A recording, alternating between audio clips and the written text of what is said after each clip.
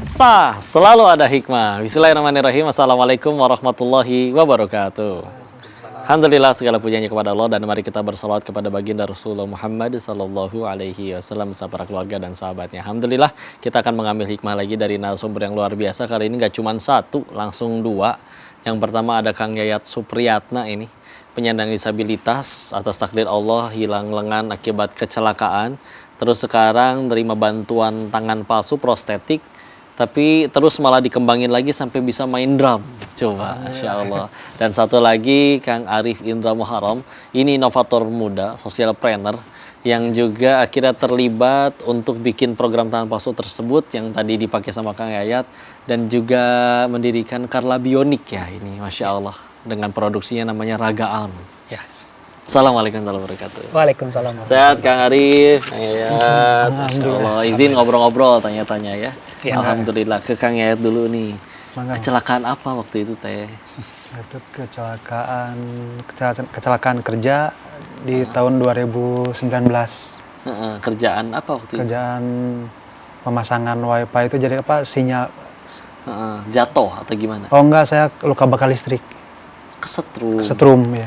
Jadi harus diamputasi. Ya. Waktu itu. Tangan kiri amputasi, tangan kanan difungsikan karena tendonnya udah pada habis.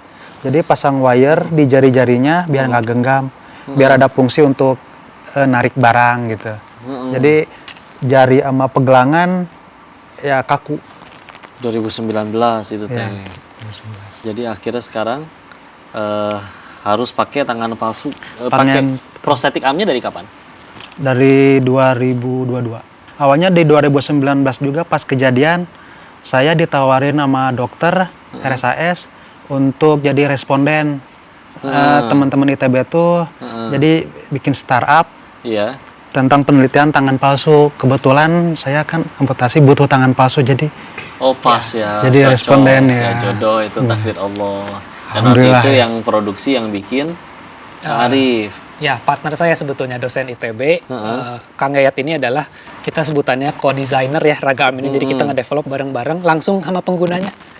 Oh, ditanya kebutuhannya apa? Kebutuhannya seperti apa sebetulnya, untuk apa sih kebutuhan yang ternyata kita tahu ya, kalau kita ibaratnya kita mengasumsikan kebutuhannya sebetulnya fungsinya harus canggih dan lain-lain, ternyata enggak. Yang paling penting itu kebutuhannya adalah buat teman-teman disabilitas daksa, kecelakaan adalah kembali merasa utuh dulu.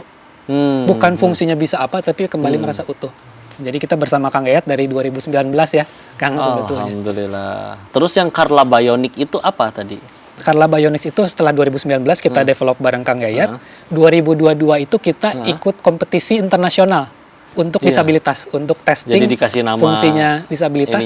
Carla Bionics. Kayak Carla Bionics di situ, karena kita juara 3 di lomba tersebut internasional. Juara 3. Nah, disitulah kita baru seriuskan dengan nama Carla Bionics. Lombanya apa, di mana?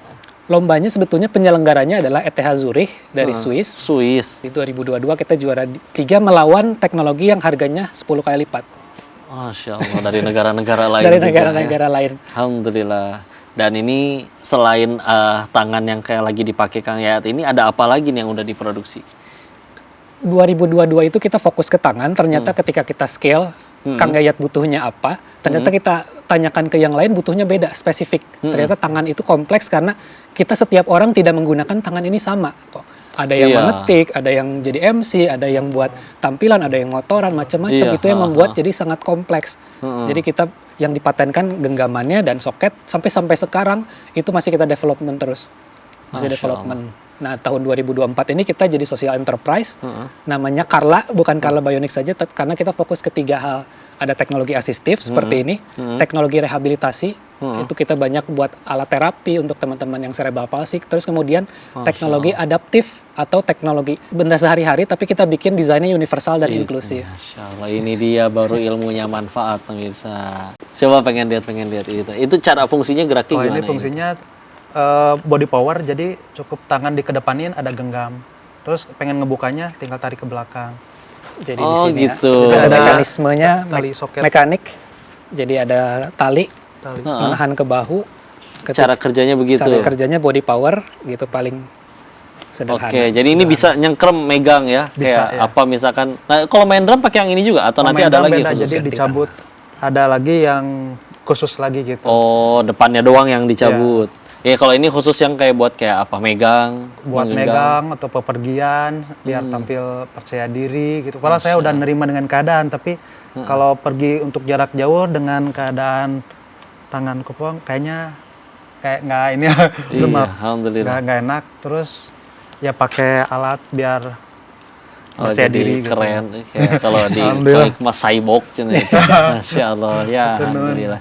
Itu dia ya pemirsa ya, ini keren banget nih, baru segmen pertama. Kita akan tanya lebih banyak hikmah dari beliau-beliau. Untuk itu jangan kemana-mana, tetap di Selalu Ada Hikmah.